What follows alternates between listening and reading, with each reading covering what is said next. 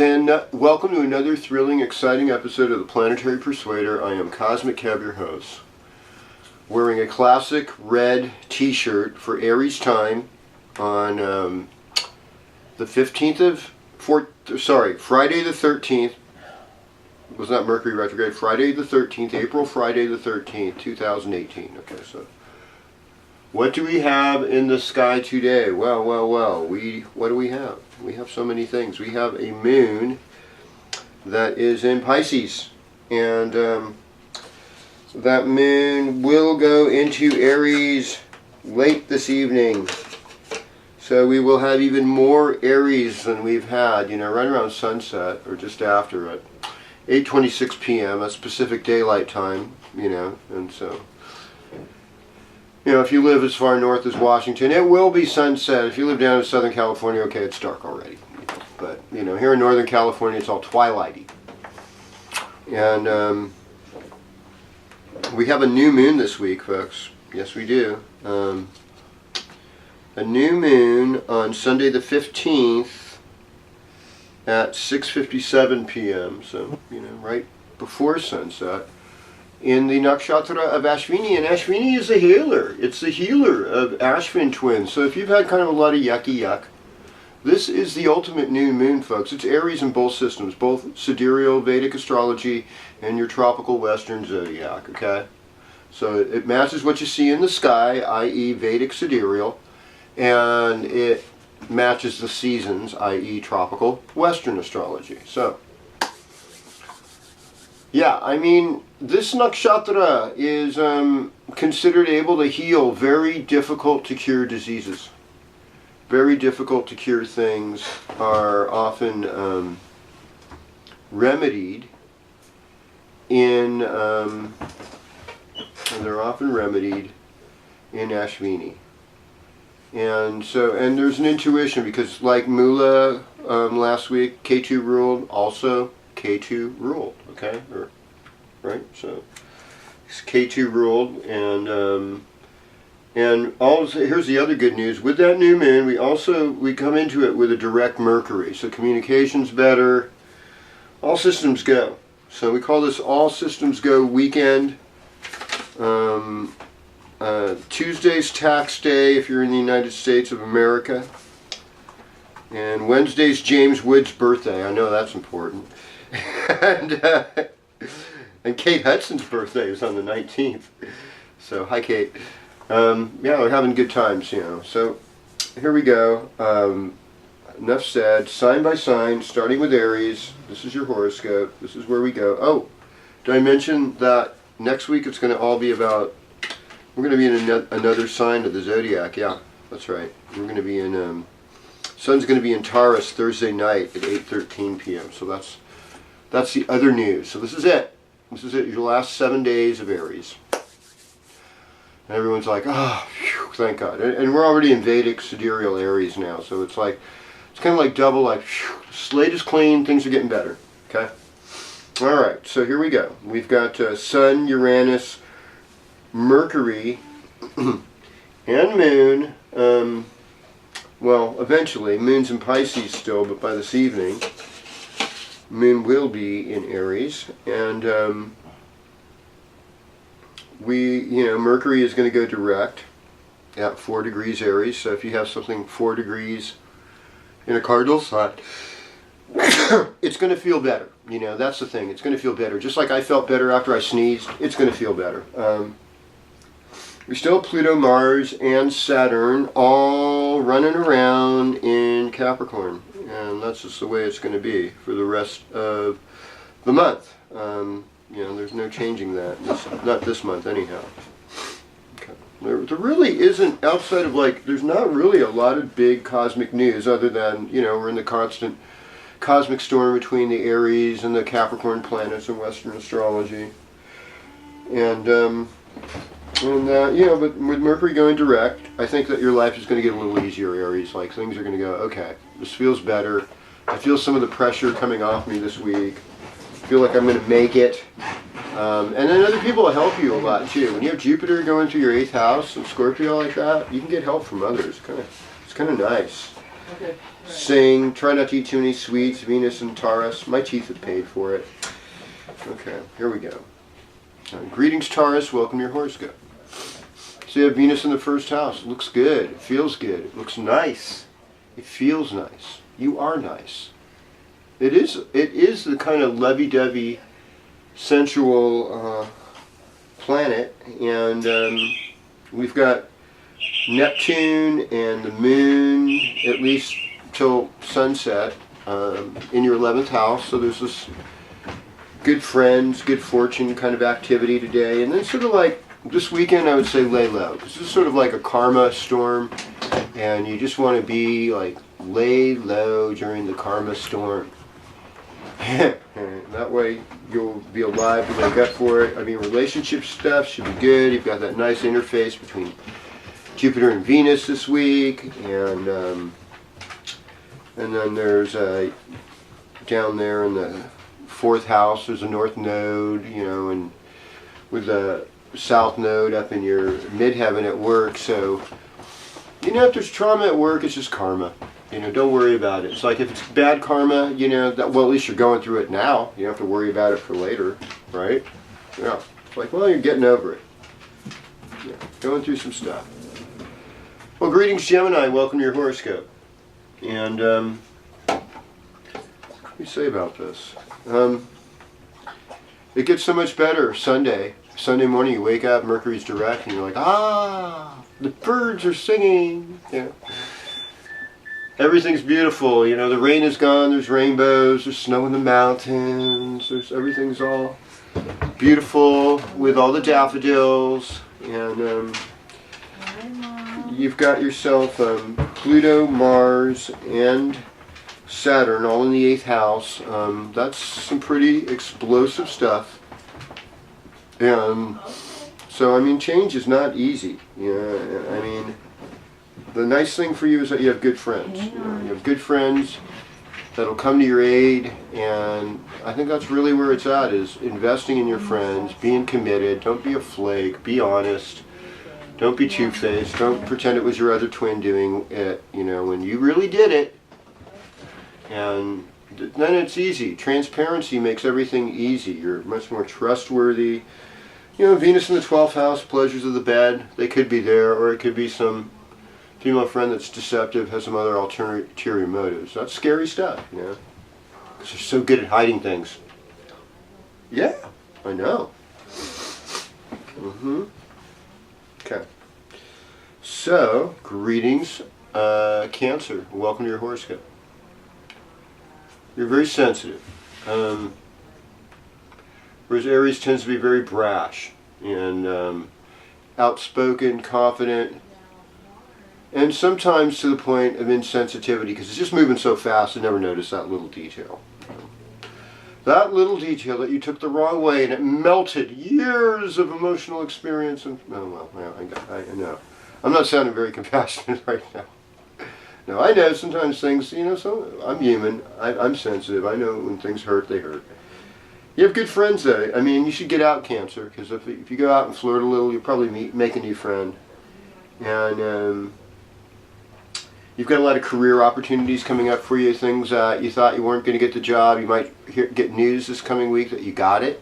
So that's the sweet stuff. Relationship-wise, I mean, it's like it's always work, you know. And if it's worth it, if he or she is worth it, it's worth the work. It's worth putting into it. Yeah, I love to see that, you know. I'd love to see everybody happy, in love. I mean, you're in your heart. You got Jupiter in the 5th house. It's like, heart opening, getting smarter, getting real information, getting really going. You're on your path. You're about to do something good. Okay. Well, hello, Leo, and welcome to your horoscope. So, Aries time, a good time. You know, it's 9th house experience. 9th house is helping others. It's being really lucky, winning prizes at cakewalks, and sometimes even lotto tickets or bingo or some kind of sweepstake. And I think a lot of times you're a winner because you try. You know, I think that's just like you make an effort. You know, I mean, how many of us, I've been guilty of this myself, you say, oh, once I win the lotto, but I never play, you know, because I figure like, oh, it's just going to throw money away. But you know, you do have to play to win, they say. And you got to lose a lot before you win. You have to be ready to lose a little bit in order to win. That's so true. So, we have Pluto and Mars and Saturn in the 6th house. So it's like through exercise, yoga, Tai Chi, stretching, breathing, opening, we get better. You know, we make dynamic changes. But a lot of times those dynamic changes are hard, and sometimes you can injure yourself. You know, don't push it too hard. You know, be gentle, be thoughtful.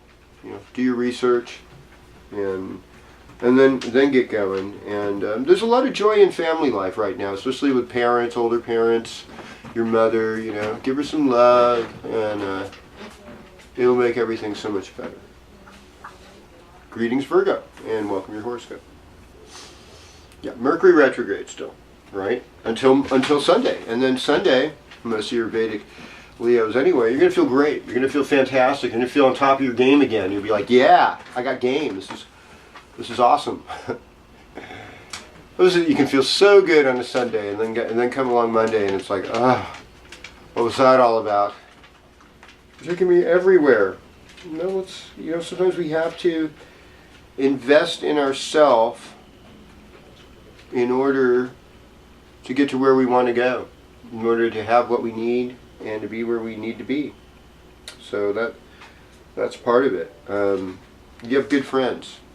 And even though there's been Mercury retrograde, you've managed some amount of decent communication, largely due to Scorpio's Jupiter in your 3rd house transiting.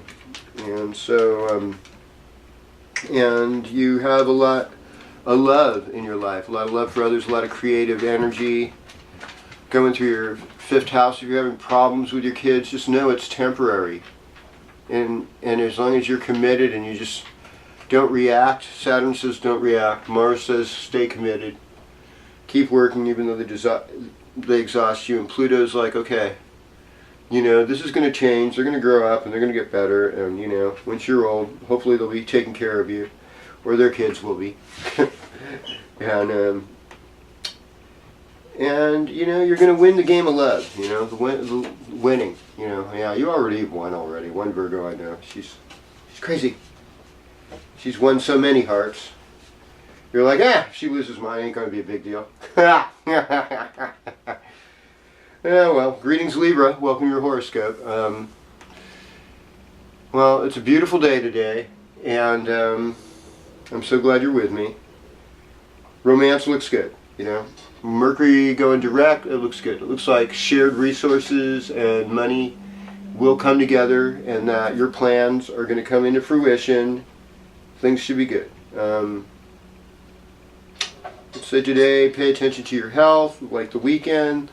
It could be like second honeymoon energy or something. It'd be really fun, especially with that Venus in the 8th house, even Jupiter in your 2nd house can kind of motivate more sensual energy. It can also make things better with your family members, that they're doing good, and you know, it can put a focus on, you know, how you deal with your teeth and your neck and lower jaw.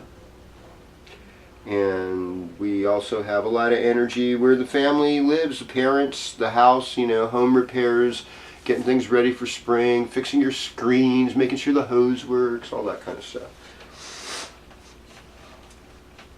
No, hello Scorpio, and welcome to your horoscope. So, you know, like looking at this new moon coming up, you know, I was thinking this is going to be a real change in your relationships at work, even leading to better relationships romantically. That could happen too as well. Venus is in your 7th house, so kind of like Scorpio, you're a little bit of like flavor of the month, a little more sexy than usual, a little bit more alluring and attractive. And it's nice, you know, but that's not all, you know, it's like having something to give that's really healing. I mean, you know, giving and taking in a way that transforms us to greater intimacy. If there was no problems in life, it would be a heck of a boring life. I'm not saying to invite them, but I'm saying to sometimes, there's a Buddhist saying about greeting your death, greeting your problems, hello depression, hello gloom, hello disappointment, and just somehow when you greet them, it makes them a little less, they don't seem quite as threatening. It's like, okay, I'm still here in my power. I'm still here identifying what's going on. I'm still experiencing this richness of life. That's important. Pluto, Mars, and Saturn in the third house. It's like if you have, I have Capricorn friends. Capricorn friends are going through Scorpio-like issues. Scorpios are going through some Capricorn-like issues. But it's about getting in better shape. It's about having a good vision this weekend. Just stay positive, even though you got your work cut out for you. And just keep working on improvements in career and improvements in yourself. And I just see you sailing ahead and moving forward. And that is it. Yeah. I get down and then I fall down and then I get up again. That's really the truth. I mean, I remember there was a Buddhist saying, it is to fall 7 times is to rise 8. Your life is still positive, even though you've had these snafus, these setbacks, these heart-wrenching disappointments, these grief, this real, life-inducing, death-inducing grief, all of it. Yeah. Hello, Sagittarius. For you, focus a little bit on your finances. Try to change things to make it better. And then focus on creative projects that show cleverness and intelligence. And that's, cleverness and intelligence in the creative projects. It's like witty. Like Frank Zappa, famous Sagittarian, very witty in his lyrics, extremely witty in his compositions. I mean, there's classical pieces thrown in there, dun dun dun dun dun, that kind of thing. And it's great. And like I said last week, get yourself a nice outfit for work, make yourself look a little better. Do things that stabilize and bring beauty. Like, if you have pretty pictures of nature, to put those in the workplace and plants, things like that. That would be perfect with Venus and Taurus in the 6th house. In that transit, yes, that wonderful transit. And yeah, sure, you're hungry to travel and do things. It never ends though. Some ambitions just never end. Well, right. Well, greetings Capricorn, and welcome to your horoscope. So, yeah, sometimes I start going really fast at the end, and this time I'm going to just slow it down a little bit here and give you some more love. So Aries time affects your home life, affects your parents, especially your mother. And there's Uranus and Mercury there, but Mercury's going great, and there's a new moon, so it's like a new beginning. It's a new relationship with your mother. It's like the new relationship to the female aspect of God, the goddess. New relationship with the goddess. Sounds good.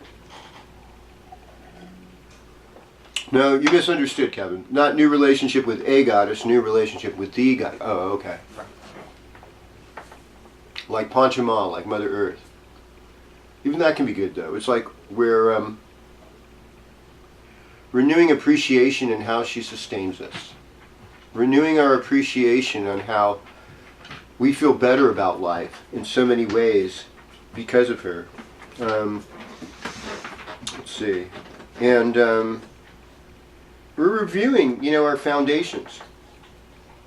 And some of them are shaky. Some of them aren't concrete. And so we're in a place, too, we need to fix things. And I think any home project this weekend will be good. Staying home with the new moon. And then new moon, I think, is about rituals for healing. Like, what do I have that's kind of broken in my life that I want to fix during the rest of the spring as we're headed towards into summer? What do I want to bring on to make better?